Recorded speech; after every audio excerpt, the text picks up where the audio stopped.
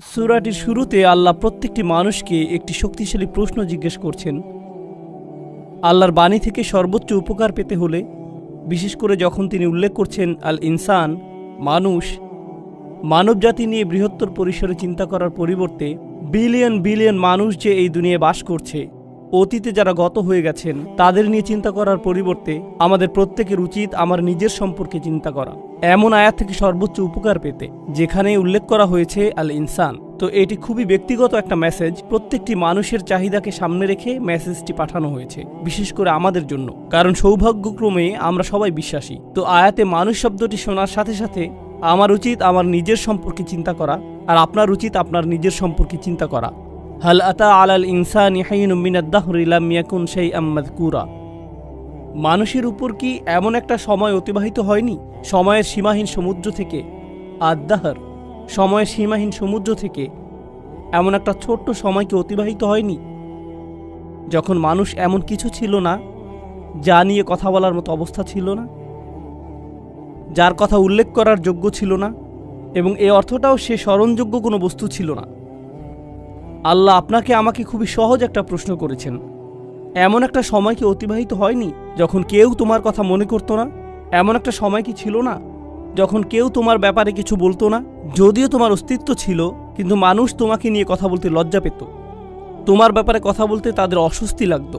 তৎক্ষণাৎ পরবর্তী আয়াতে তিনি বললেন, তিনি মানুষকে একটি তরল পদার্থ থেকে সৃষ্টি করেছেন, এক ফোঁটা পানি থেকে, নুতফা, যা মিশ্রিত, অর্থাৎ মিশ্রিত নারী এবং পুরুষের মাঝে। আল্লাহ এখন এমন কিছু নিয়ে কথা বলছেন, বীর্য নিয়ে, ডিম্ব নিয়ে, যা পরস্পর মিলিত হয়, তাদের কাছে আমাদের অস্তিত্ব ছিল না। এই কথাগুলো মনে করিয়ে দিয়ে আল্লাহ বলছেন, অধিকাংশ সময় ইতিমধ্যে অতিক্রান্ত হয়ে গেছে যখন আপনি আর আমি সম্পূর্ণ অপ্রাসঙ্গিক ছিলাম, আমরা গল্পের অংশ ছিলাম না। আল্লাহ এই উপায়ে আমাদের মনে করিয়ে দিচ্ছেন, সামান্য যে কিছু সময়কাল আমরা বর্তমান থাকি, আমাদের মায়ের গর্ভ থেকে দুনিয়াতে আসার পর, বস্তুত আমার মা যখন আমাকে গর্ভে ধারণ করেছিলেন শুরুতে, তার কোনো ধারণাই ছিল না যে আমি তার পেটের ভেতর। মাররত বিহি, সে বাচ্চাকে নিয়ে চলাফেরা করতে থাকলো, সে জানেও না। এরপর যখন সে তার শরীরে পরিবর্তন লক্ষ্য করতে শুরু করলো, তখন তারা উভয়ে আল্লাহর নিকট দোয়া করতে শুরু করলো, লা ইন আতাইতানা সলিহান, যদি আপনি আমাদেরকে সুসন্তান দান করেন। তারা এমনকি জানেও না এই সন্তানটা কে। এমনকি যখন তারা স্মরণে আনতো, আমার মা আমার সম্পর্কে ভাবতেন, যখন আমি তার পেটে ছিলাম, উনি জানতেন না আমি কে, উনি আমাকে নিয়ে যথাযথভাবে ভাবতে পারতেন না। শুরুতে উনি জানতেন না আমি কি ছেলে নাকি মেয়ে, উনি জানতেন না আমি কোন ধরনের সন্তান হব, কি কি গুণাবলী থাকবে, উনি কিছুই জানতেন না। কিন্তু এমনকি এই দুনিয়াতে আমার আগমনের পরে, এই ধরায় আমার পদার্পণের পরেও একটি জিনিস আপনারা লক্ষ্য করবেন, মানবজাতির নকশা অনুসারেই মানুষের জন্য ব্যবহৃত একটা শব্দ হলো ইনসান, আর ইনসানের একটি উৎপত্তিগত শব্দ হলো উনস, আর উনস মানে ভালোবাসা এবং মায়া মমতা। মানুষ শুধু ভালোবাসা প্রদান করে না, তারা ভালোবাসা গ্রহণও করতে চায়, তারা মায়া মমতা পেতে চায়। সেজন্য বাচ্চাকাল থেকেই, যে মুহূর্ত থেকে সে নিজের সম্পর্কে কিছুটা সচেতন হতে শুরু করে, মা যদি বাচ্চার দিকে না তাকায়, আম্মু আম্মু আম্মু আম্মু, আপনাদের যাদের ছোট বাচ্চা আছে ব্যাপারটা জানেন ইতিমধ্যে, উল্লেখ করে এমন একটা চাহিদা, মাশাআল্লাহ, অভিনন্দন, কংগ্রাচুলেশনস, আমাদের জীবনটাই কেটে যায় স্বীকৃতি খুঁজতে খুঁজতে। এমনকি মানুষ যখন বিয়ে করে, স্ত্রী স্বামীর কাছ থেকে স্বীকৃতি পাওয়ার আশায় থাকে, আবার স্বামীও স্ত্রীর কাছে স্বীকৃতি পাওয়ার আশায় থাকে। আমরা আমাদের পিতামাতাকেও সন্তুষ্ট করতে চাই। যখন গ্র্যাজুয়েট হন, সবাই আপনাকে অভিনন্দন জানাচ্ছে, কিন্তু আপনি আপনার বাবার কাছে মাজকুর হতে চান, বাবা আমি পাশ করেছি, বাবা আপনার ছেলে পাশ করে ফেলেছে, বাবা। অনুল্লেখযোগ্য, যতকাল যাবৎ মহাবিশ্বের অস্তিত্ব আছে তার অধিকাংশ সময় জুড়ে, এবং যতকাল যাবৎ মানুষের অস্তিত্ব আছে, আপনি ছিলেন গায়রে মাজকুর। আর এমন একটি সময় দ্রুতই ঘনিয়ে আসছে যখন আপনি আর আমি কবরে শায়িত হব, আর কিছু মানুষ আমাদের কথা মনে রাখবে এবং তারা আমাদের জন্য কাঁদবে। এরপর সময়ের পরিক্রমায় আমরা আবার গায়রে মাজকুর হয়ে যাব। আমরা বিখ্যাত মানুষদের কথা মনে রাখি, আমরা ইসলামের ইতিহাসের বিখ্যাত আলেমদের কথা স্মরণ করি, আমরা স্মরণ করি যেমন ইমাম শাফিঈর কথা রাহিমাহুল্লাহ, বা ইমাম আবু হানিফার কথা রাহিমাহুল্লাহ, কিন্তু তাদের তো বড় পরিবার ছিল, কেউ তো তাদের পরিবারের কথা স্মরণে আনে না। তাদের অনেকেই আমাদের নিকট এখন অদৃশ্য। আমরা শাসকদের কথা মনে করি না, সেই সময়ের সম্পদশালীদের কথাও আমরা মনে করি না, আমরা ভালো চেহারার মানুষদের কথাও স্মরণে আনি না, আমরা জনপ্রিয়দের কথাও স্মরণে আনি না। বিখ্যাত মানুষদের কথা অথবা তাদের কর্মের কথা আমরা স্মরণে আনি না। তারা বিস্মরণের অতল গহ্বরে তলিয়ে গেছে, তারা আবার অপ্রাসঙ্গিক হয়ে পড়েছে। আর আল্লাহ আমাকে আপনাকে শিক্ষা দিচ্ছেন, তোমরা এই জিনিসের পেছনে ছুটে চলছো প্রাসঙ্গিক হতে, স্মরণযোগ্য হতে, আলোচিত হতে, ফলোয়ারদের সাথে যুক্ত হতে। এই জিনিসটাই ছিল তোমার সবচেয়ে কামনীয়, কিন্তু তোমাকে তো মূলত গায়রে মাজকুর হিসাবে সৃষ্টি করা হয়েছে। খুব শীঘ্রই তুমি আবারও গায়রে মাজকুর হয়ে পড়বে। তারা পুনরায় অপ্রাসঙ্গিক অবস্থায় প্রত্যাবর্তন করবে। চিত্রটা খুবই নিরাশাজনক। কেউ আমার কথা মনে করবে না, কেউ আমাকে জানবে না। প্রসঙ্গত এমনকি যেসব মানুষরা আল্লাহকে বিশ্বাস করে না তারাও স্মরণীয় হয়ে থাকার চাহিদা অনুভব করে। তাই দেখবেন বিলিয়ন বিলিয়ন ডলারের মালিকেরা যারা কোনো কিছুতে বিশ্বাস করে না, তারা কোনো ধর্মে বিশ্বাস করে না, আর তারা মৃত্যুর সময় খুবই বৃদ্ধ, মৃত্যুর সময় তারা নিজেদের সম্পদ কোনো হাসপাতালে দান করে যায় বা কোনো দাতব্য সংস্থায় দান করে দেয়, কিন্তু সাথে একটা শর্ত আরোপ করে, বিল্ডিংয়ের গায়ে যেন আমার নাম লেখা থাকে, বা আমার একটা মূর্তি তৈরি করবে আর বিল্ডিংয়ের প্রবেশ পথে ওটা রেখে দিবে। কারণ যদিও আমার অস্তিত্ব না থাকে, আমার স্মৃতি যেন বেঁচে থাকে। আমাকে তবু মাজকুর হতে হবে যদিও আমার অস্তিত্ব না থাকে। এটি এমন কিছু যা তাদের হৃদয়ের গহীনে স্থাপন করে দেয়া হয়েছে। কিন্তু এই যে আকাঙ্ক্ষা, আল্লাহ একটি বাচ্চার ভেতরে এটি রেখেছেন, শিশুটির মনোযোগ পাওয়ার আকাঙ্ক্ষা, বা যে আকাঙ্ক্ষাটা আল্লাহ মানুষের ভেতরে রেখে দিয়েছেন, যা মাল্টি বিলিয়নিয়ার ডলারের সোশ্যাল মিডিয়া ইন্ডাস্ট্রির মূল চালিকা শক্তি। মানুষ যদি অন্যের মনোযোগ না চাইতো, সোশ্যাল মিডিয়ার জন্ম হতো না, এর অস্তিত্ব থাকতো না। এগুলো শয়তানি কোনো মেশিন না, এগুলো শুধু আমাদের আকাঙ্ক্ষাগুলো খেয়েই বেঁচে আছে। আমাদের এই আকাঙ্ক্ষাগুলো থাকার কারণেই এগুলো এদের মতো করে কাজ করতে পারছে। এগুলো আমাদের কার্যকলাপ খেয়েই টিকে আছে। ব্যাপারটা হলো, আল্লাহ কেন এই চাহিদাটা আমাদের ভেতরে রেখেছেন? এর উদ্দেশ্যটা কি? আমি কেন সর্বদা স্বীকৃতির অন্বেষণে থাকি? কেন এমন মনে হয়? কেন আমার ভেতরটা শূন্য মনে হয়? যদি স্বীকৃতি না পাই, জানেন আমি কিছু একটা ফিল করি। যদি মনে হয় আমার কোনো উল্লেখ নেই, কেমন যেন ফাঁকা ফাঁকা অনুভূত হয়। আর আল্লাহ নিজেই এই ব্যাপারটা বর্ণনা করেছেন পরের আয়াতগুলোতে। তিনি বলেন, ইন্না হাদাইনাহু সাবিলা ইম্মা শাকিরান ওয়া ইম্মা কাফুরা। আমি তাকে পথ দেখিয়েছি, একটা পথ। আল্লাহ প্রতিটি মানুষের ভেতরে প্রোগ্রাম করে দিয়েছেন যে তারা এই জীবনে একটি সফরে আছে। এখন এই সফরের একটি অংশ হলো, উপলব্ধি করেন বা না করেন, আপনি সেই সফরে এমনিতে আছেন। ইন্নাকা কাদিহুন ইলা রব্বিকা কাদহান ফামুলাকিহি। প্রতিটি দিন অতিক্রান্ত হয়ে যাচ্ছে। জীবন একটি সফর। প্রতিটি মানুষ মৃত্যুর দিকে এক পা দুপা করে এগিয়ে যাচ্ছে। আমাদের প্রত্যেক দিন আগের দিনের চেয়ে মৃত্যুর আরেকটিও নিকটে। সেই ভ্রমণ স্বয়ংক্রিয়ভাবে এগিয়ে চলছে। এখানে আমার আপনার কোনো নিয়ন্ত্রণ নেই। আল্লাহ ইতোমধ্যে এটা ঠিক করে দিয়েছেন। কিন্তু এছাড়াও রয়েছে আরেকটি সফর। আমার জীবনের সফর নয়, বরং আমার হৃদয়ের ভেতরের এবং আমার মস্তিষ্কের ভেতরের সফর।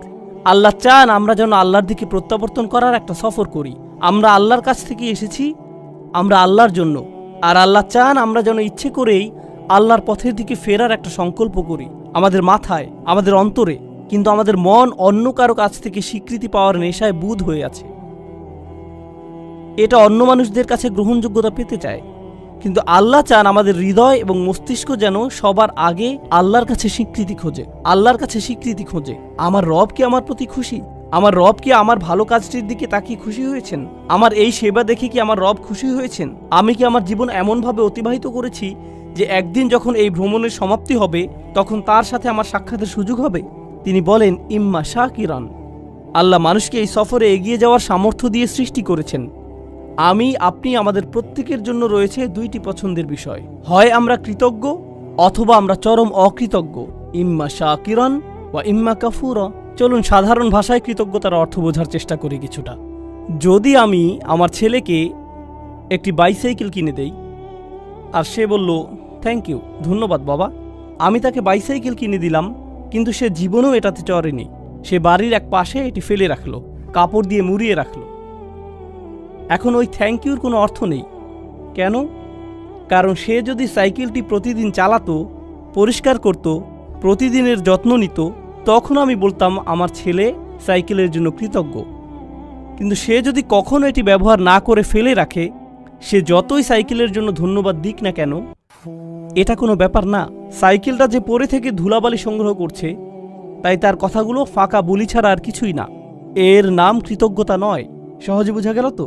যখন আল্লাহ আমাকে হেদায়েত দিয়েছেন, আল্লাহ আমাকে এই জীবনের একটি লক্ষ্য দিয়েছেন, আর আল্লাহ বলছেন, তুমি কি এই হেদায়েতের জন্য কৃতজ্ঞ হবে? আমি কি সেই হেদায়েতের জন্য কৃতজ্ঞ হব নাকি হব না?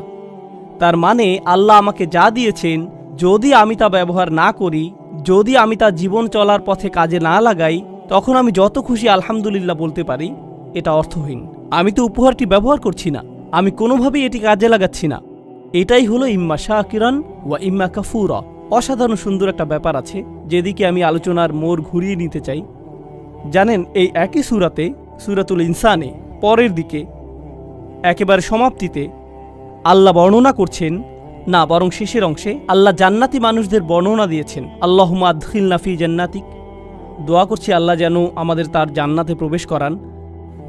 আমরা যখন আল্লাহর জান্নাতে প্রবেশ করব, পরিশেষে এমন একটা সময় আসবে, আল্লাহ যার বর্ণনা দিয়েছেন এভাবে, তার প্রতি বিশ্বাসীদের পোশাক পরানো হবে বিশেষ ধরনের, হুল্লু আসাউইরা মিন ফিদ্দাহ, তাই না? তিনি বলছেন, আলিয়াহুম সিয়াবু সুন্দুসিন খুদরুম ওয়া ইস্তাবরাক ওয়া হুল্লু আসাউইরা মিন ফিদ্দাহ। তাদেরকে বিভিন্ন ধরনের সিল্কের তৈরি পোশাক পরানো হচ্ছে, হাতে বিশেষ ধরনের ব্রেসলেট পরানো হচ্ছে। মনে করতে পারেন রোলেক্স ঘড়ির মতো কিছু, বিশেষ ব্র্যান্ডের ঘড়ি পরানো হচ্ছে, হাতে ব্রেসলেট পরানো হচ্ছে, সুন্দর জামা পরানো হচ্ছে। কেন তাদের স্পেশাল পোশাক পরানো হচ্ছে?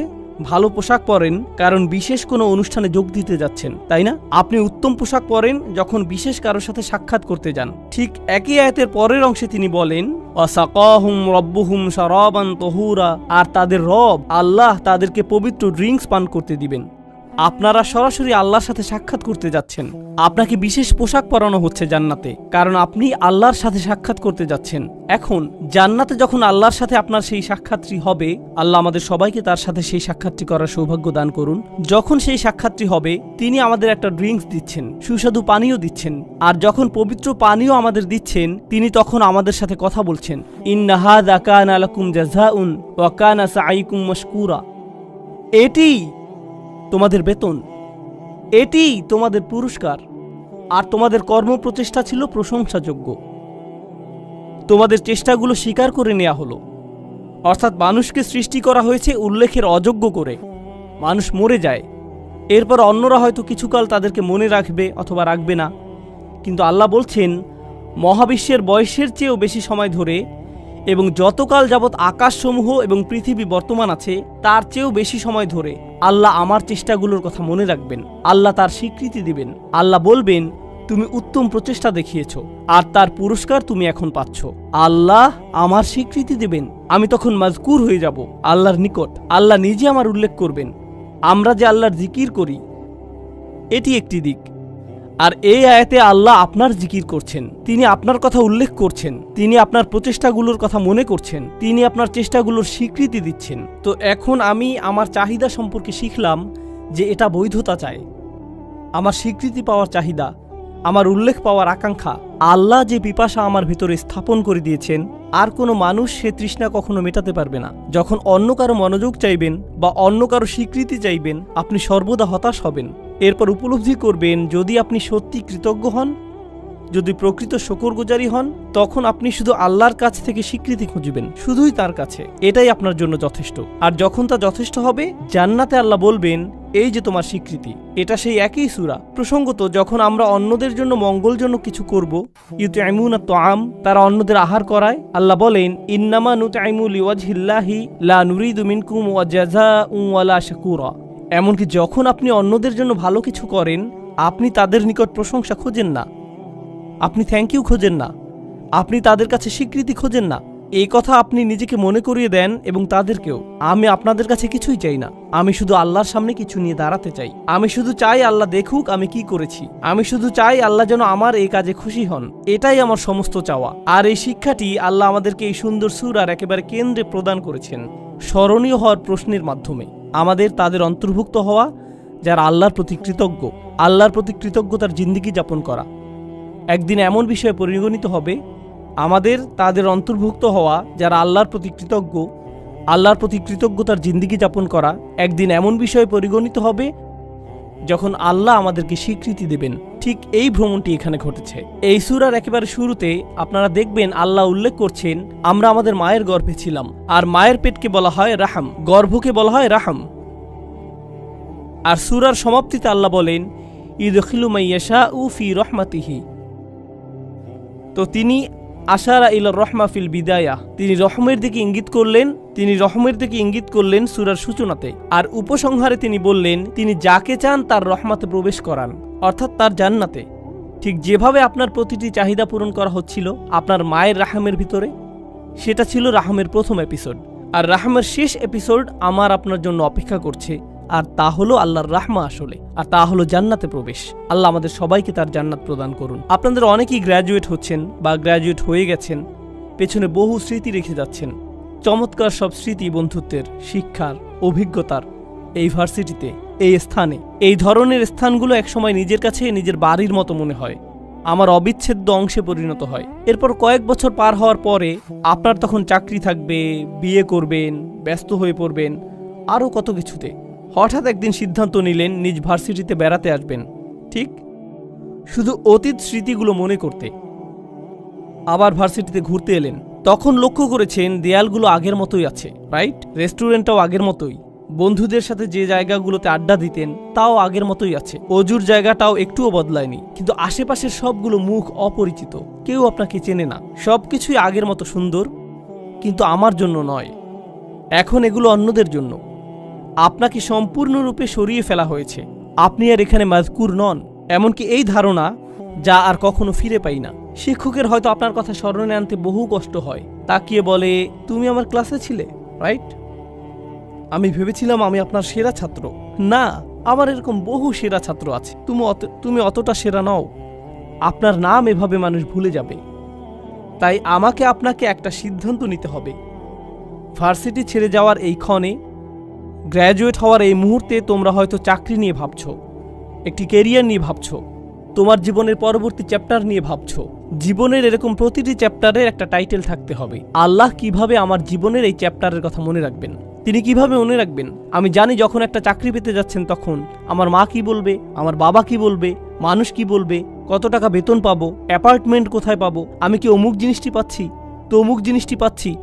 আপনার মাথায় সমস্ত প্রশ্ন এসে জড়ো হয়, প্রেস্টিজ নিয়ে, স্বীকৃতি নিয়ে এবং সমাজে মাজকুর হওয়া নিয়ে। প্রথমে সবকিছুর উপর যদি এই প্রশ্নটি রাখতে পারেন, আল্লাহ কিভাবে এর কথা মনে রাখবেন? আমি কোন ধরনের প্রভাব পেছনে রেখে যাচ্ছি?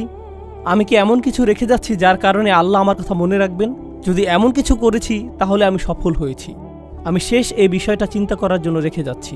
আমরা এখন এই ধারণায় এতটাই আচ্ছন্ন যে মানুষ যদি আপনার সফলতা না দেখে তাহলে আপনি সফল নন। মানুষের চোখে আপনার সফলতা দৃশ্যমান না হলে আপনি সফল নন, তাই তো? এখন কেউ একজন এসে আমাকে বলতে পারে, এই ভাই আপনি তো দারুণ সফল, কিভাবে এত সফল হলেন? তখন আমি জিজ্ঞেস করলাম, আচ্ছা কিভাবে বুঝলেন আমি সফল? আমার সফলতাটা কি? ও, আপনার যে বিশাল সংখ্যক ফলোয়ার আছে, লক্ষ লক্ষ মানুষ আপনার ভিডিও দেখে, এজন্য আপনি সফল। তখন আমি বলি, সুবহানাল্লাহ, আমরা কোরআন থেকে কত দূরে সরে এসেছি, আমাদের চিন্তা ভাবনা কোরআন থেকে কত দূরে। জানেন তো, নূহ আলাইহিস সালামের প্রায় কোনো ফলোয়ারই ছিল না, তার অত অনুসারী ছিল না, আর বিশাল এক সময় ধরে তার কোনো অনুসারীই ছিল না। বস্তুত আপনি যদি নূহ আলাইহিস সালাম সম্পর্কে জিজ্ঞেস করেন, তার নিজের অঞ্চলে মানুষ তাকে নিয়ে উপহাস করত, ওহ ওই বৃদ্ধ মানুষটা, সে তো একটা পাগল। এই ধরনের কটু কথা তিনি শত শত বছর ধরে শুনে আসছিলেন। আর একমাত্র যিনি তার সেই যন্ত্রণাগুলোর কথা মনে রেখেছেন, কোনো ঐতিহাসিক সেই সংগ্রামের কথা লিখে রাখেননি, যার কোনো নথিপত্র বর্তমান নেই। ভাবছেন কিছু মানুষ নূহ আলাইহিস সালামের জীবনী লিখে রেখেছিল যেন মানুষ তার কথা মনে রাখতে পারে? না না না, আল্লাহ এটা রেকর্ড রেখেছেন, আর আল্লাহ তাকে মাজকুর বানিয়েছেন। ইব্রাহিম আলাইহিস সালাম মক্কার মরুভূমিতে একা একা দোয়া করছিলেন, ও আল্লাহ, এই ঘরটিকে একটা শান্তিপূর্ণ স্থানে পরিণত করুন এবং মানুষের অন্তরে ভালোবাসা তৈরি করে দিন এই ঘরের প্রতি। ফাজআল আফইদাতাম মিনান নাসি তাহওয়ি ইলাইহিম। তখন কোনো ভিডিও ক্যামেরা ছিল না, কোনো লাইভ স্ট্রিমিং ছিল না, এরকম কিছু ঘটেনি, কেউ সেখানে ছিল না, শুধু একজন মানুষ মরুভূমিতে, শুধু তিনি আর তার রব কথা বলছিলেন। তিনি কোনো রাজা ছিলেন না, তিনি সম্পদশালী কোনো ব্যক্তি ছিলেন না, তার কোনো লিপিকার ছিল না যে আগামী দিনের জন্য এই ইতিহাসগুলো লিখে রাখবে। জানেন, মিশরীয় প্রাচীন প্রাসাদগুলোতে রাজাদের ঐতিহাসিক চিত্র, তাদের ফরমানসমূহ এবং দেয়ালগুলোতে প্রচুর লিখনি পাওয়া গিয়েছে। আমরা কিন্তু ওই লেখকদের নামও জানি না, আমরা শুধু জানি তারা কিছু মানুষকে অর্থ করে দিয়েছিল ওই দেয়াল লিখনের জন্য। কেউ তো ইব্রাহিম আলাইহিস সালামের জন্য কিছু লিখে রাখেনি, তবুও আজকের দিনেও আমরা ইব্রাহিম আলাইহিসসালামের জিকির করছি। প্রতি বছর হজের সময় আমরা তার কর্মবহুল ও বর্ণাঢ্য জীবনের কথা স্মরণ করছি। আর আমরা আমাদের সমগ্র দিনকে বলি মিল্লাতা আবিকুম ইব্রাহিম। আমি কি বোঝাতে চাচ্ছি? মানুষকে গায়রে মাজকুর হিসাবে সৃষ্টি করা হয়েছে। ইতিহাসের অধিকাংশ সময় জুড়ে আমাদেরকে অস্মরণীয় করে রাখা হয়েছে। হ্যাঁ, আমরা অতিশয় সামান্য কিছু সময় এই দুনিয়াতে বেঁচে থাকি, সেই সময়ের পরে আমরা গায়রে মাজকুর হয়ে পড়তে পারি। আপনি হয়তো এই বিশ্ববিদ্যালয়ে গায়রে মাজকুর হয়ে পড়তে পারেন পরের বছরই।